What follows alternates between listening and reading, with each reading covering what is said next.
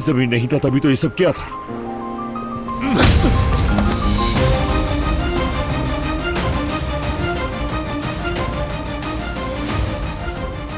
हसन काराबे का बेटा होना कैसा होता है ये बात तुम अच्छी तरह जानते हो।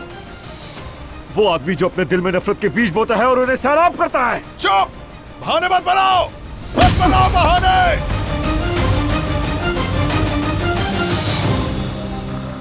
मैं जानता हूं कि मेरी गलती है। मैंने हमेशा नफरत की है तुम लोगों से, क्योंकि मैंने नाकामी झेली है। हमेशा कमजोर रहा हूं मैं। तुमने कभी अपने बाप को खुश करने की कोशिश की है क्या?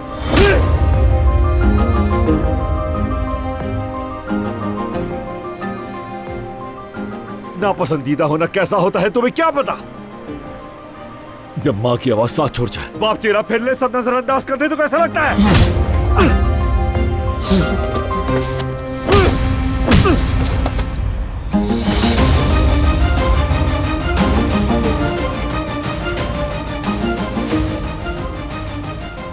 हमने सब दुख झेले हैं, तुम्हें लगता है सिर्फ तुमने झेले हैं?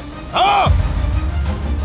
बुरा इसलिए बना कि शायद बाप सीने से लगा है, लेकिन हमेशा सबने नजरअंदाज किया मुझे।